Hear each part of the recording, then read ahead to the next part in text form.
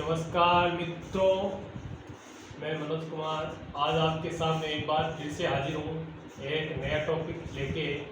तो आज के हमारे टॉपिक का नाम है, उसका नाम है आपसी फूड। आज के हमारे टॉपिक का नाम है आपसी फूड।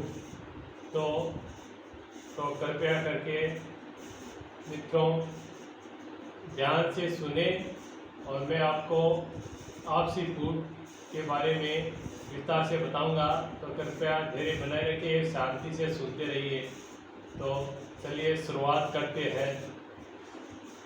जी हाँ मित्रों, आज हम आपसी फूड टॉपिक के बारे में बात करेंगे।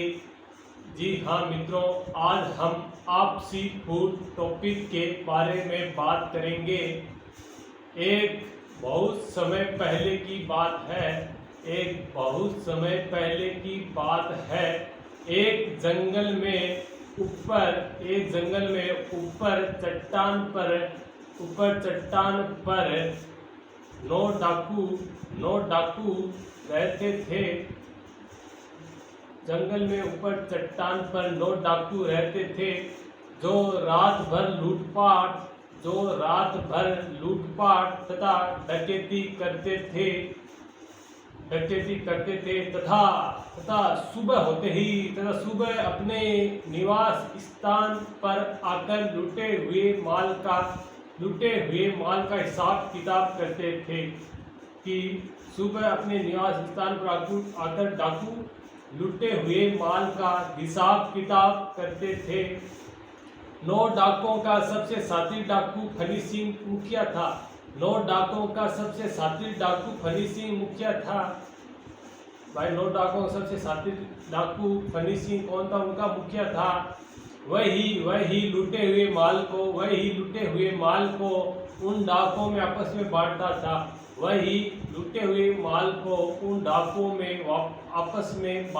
था। लेकिन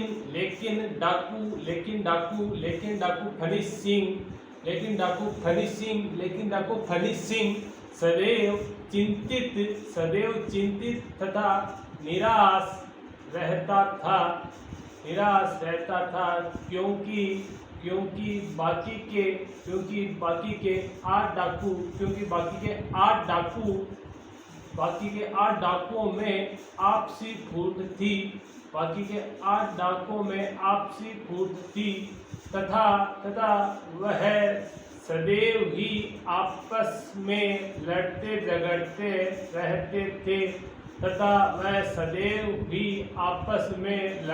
झगड़ते रहते थे। एवं दोपहर का खाना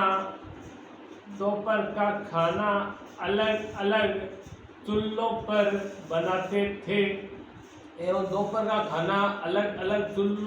बनाते थे। 4 डाकू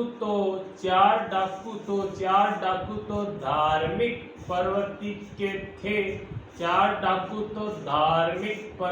के थे जो अपने चूल्हे पर केवल शुद्ध शाकाहारी साग सब्जी तथा अनाज बनाते थे।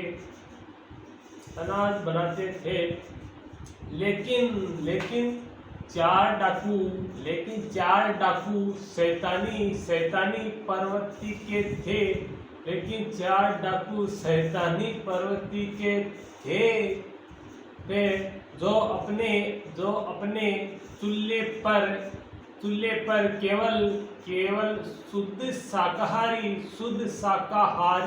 साग सब्जी न बनाकर अपने चूल्हों पर केवल मांस पकाते तथा शराब का रसपान करके नृत्य करते थे। जब सुबह शैतानी प्रवृत्ति के डाकू अपने खान पान बनाने में लग जाते तो जब सुबह सुबह शैतानी प्रवृत्ति के डाकू अपने खान पान बनाने में लग जाते तो कच्चे मांस की दुर्गंध से बाकी के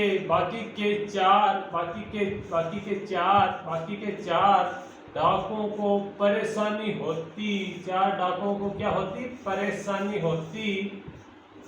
तथा वे उन्हें गाली गलौज देने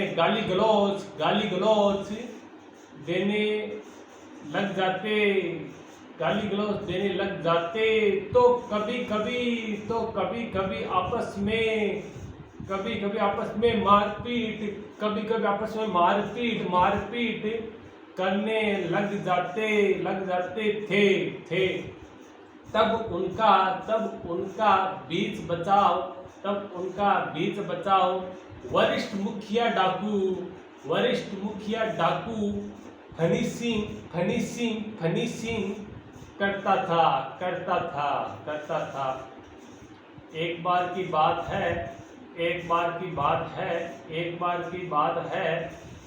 जब मुखिया डाकू बड़ी लूट का प्लान बनाता है।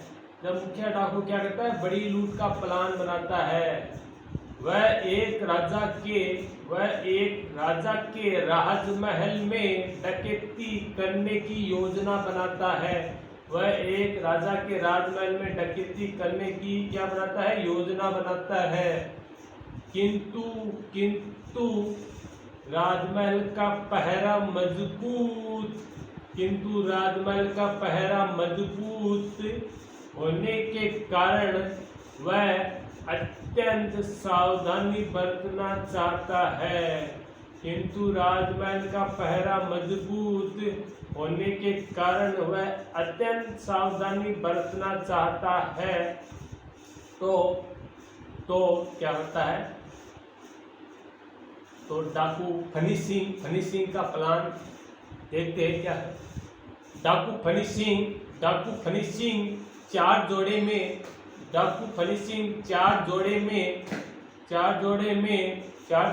डाकुओं को बांटता है। डाकू फनी सिंह चार जोड़े में डाकुओं को बांटता है। एक जोड़े में दो डाकू होंगे जो क्रमशः एक शुद्ध शाकाहारी डाकू एक जोड़े में दो डाकू होंगे जिनमें से क्रमशः क्या हो? एक शुद्ध शाकाहारी डाकू तथा एक शुद्ध मांसाहारी डाकू होगा। तथा ये शर्त रखता है डाकू फनी सिंह ये शर्त रखता है कि रात की 9 बजे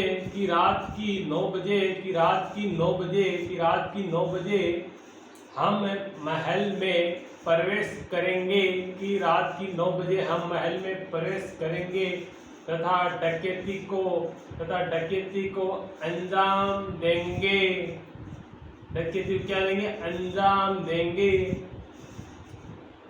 इसलिए कोई भी डाकू कोई भी गलती नहीं करेगा।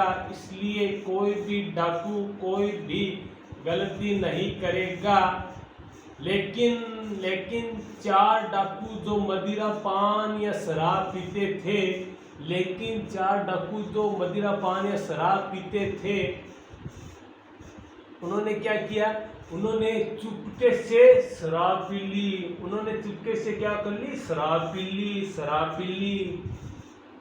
तथा डकैती के लिए तैयार हो गए। फिर क्या था? लीडर डाकू फनी सिंह अपने 8 डाकुओं के साथ करीब रात के 8:59 पर फिर क्या था, डाकू फनी सिंह अपने 8 डाकुओं के साथ करीब रात के 8:59 पर राजा के महल में प्रवेश करता है। राजा के महल में क्या करता है, प्रवेश करता है तथा खजाने के कमरे में प्रवेश करता है खजाने के कमरे में प्रवेश करता है। चूंकि डाकू खजाना लूटकर चुपके से भागने की कोशिश करते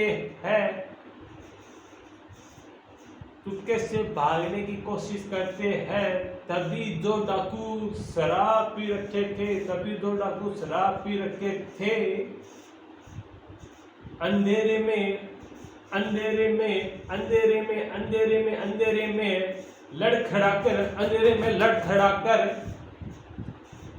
लड़खड़ाकर नाले में गिर जाते हैं, महल के नाले में गिर जाते हैं।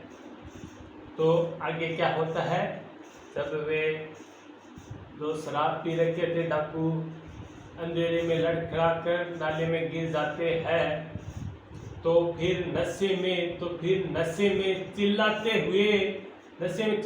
हुए अन्य 4 डाकुओं को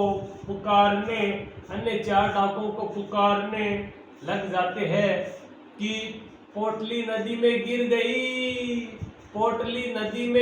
गई। उनकी आवाज सुनकर महल के सिपाही आ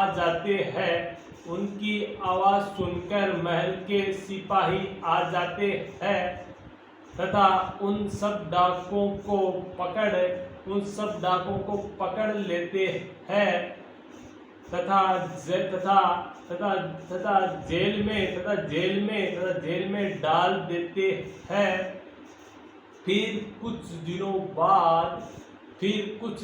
बाद डाकू सरदार धनी सिंह पश्चाताप करते हुए सिपाहियों से विनती करता है कि उसे वे राजा के सामने पेश करे ताकि वह अपनी बात रख सके। तभी सिपाही 9 डाकुओं को पकड़कर क्या करते हैं, राजा के सामने दरबार में पेश करते हैं। तो आगे क्या होता है, तो मित्रों आप ध्यान से सुनिए। मैं आगे आपसी फूड टॉपिक के बारे में आपको बताऊंगा, कृपया धैर्य बनाए रखिए और सुनते रहिए। तो आगे क्या होता है, तो डाकू फनी सिंह हाथ जोड़ के राजा के सामने गिड़गिड़ाने लगा। तथा ये कहने लगा कि हे राजन हम तो अज्ञानी लोग हैं मजबूरीवश डकैती करने को तैयार हो गए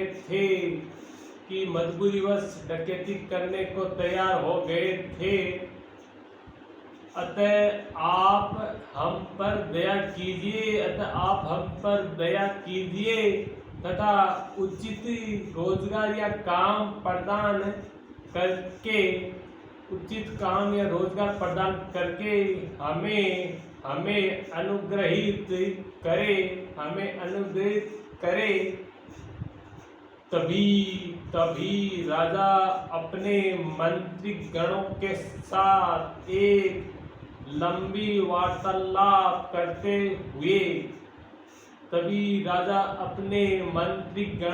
साथ एक लंबी वार्तालाप करते हुए ये निर्णय लेता है कि सभी 9 डाकू आज से राजमहल के खेतों में काम करेंगे तथा उगे हुए अनाज से ही अपना पालन पोषण करेंगे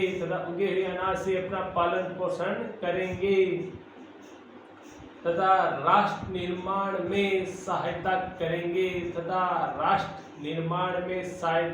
करेंगे। फिर नो डाकू साधारण नागरिक बनकर जीवन यापन करने में मस्त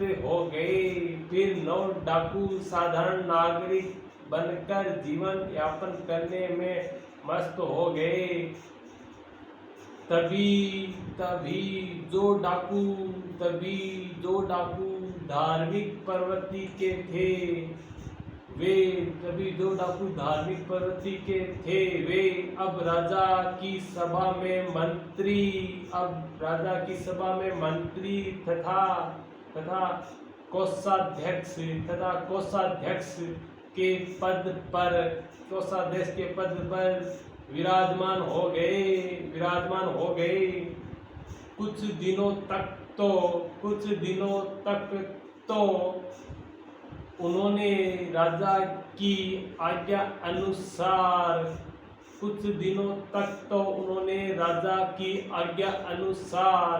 काम किया, किंतु वे पहले डाकू जो थे तो उनमें लालसा तथा लोभपन फिर से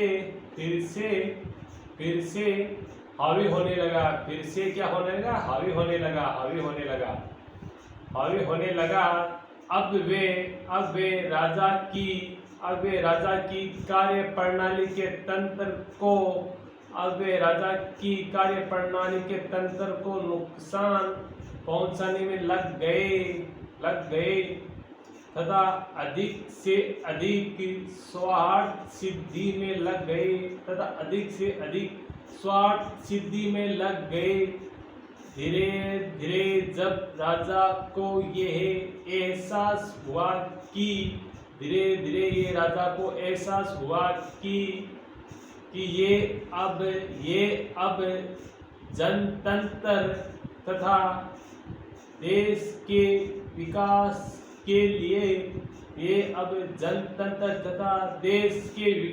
के लिए हानिकारक हो गए हैं तथा इनके रहते देश का उत्थान या कल्याण संभव नहीं है। इनके रहते देश का कल्याण या उत्थान क्या नहीं है, संभव नहीं है।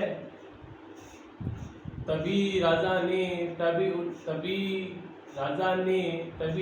क्या किया, तो तभी राजा ने उन्हें कार्य से निलंबित या बर्खास्त कर दिया। तभी राजा ने बहादुरी से ये निर्णय लिया कि उन्हें अपने कार्य से निलंबित या बर्खास्त कर दिया तथा अपने राज कार्य तथा जनता के देश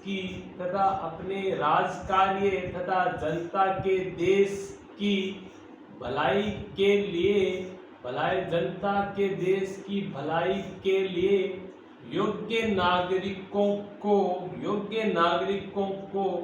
राज कार्य में लगाने के लिए स्वयं रुचि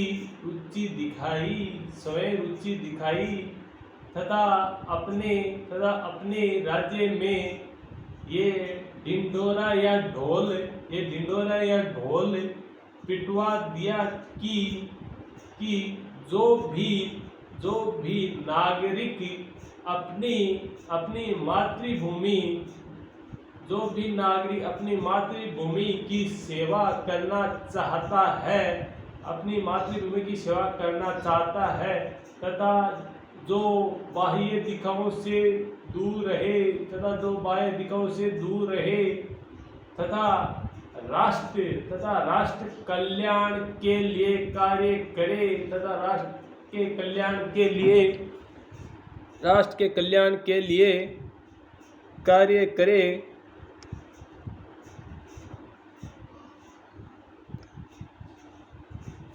राष्ट्र के कल्याण के लिए कार्य करे अर्थात देशद्रोही कोई भी काज न करे जिससे आगामी राष्ट्र का भविष्य सुरक्षित रहे। इस हेतु कार्य करने हेतु राजकार्य में विभिन्न पदों पर आमंत्रित किया। तब धीरे धीरे नगर के युवाओं ने अपने दमखम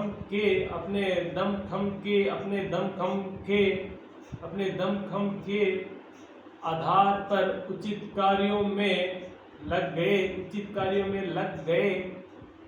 अतः मित्रों आपसी फूट से तो न तो स्वयं का भला हो सकता है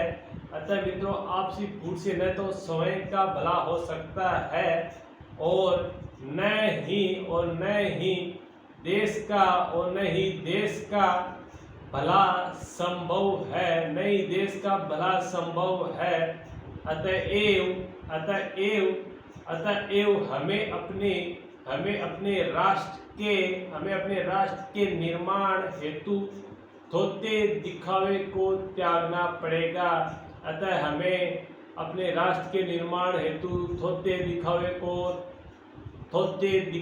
को त्यागना पड़ेगा।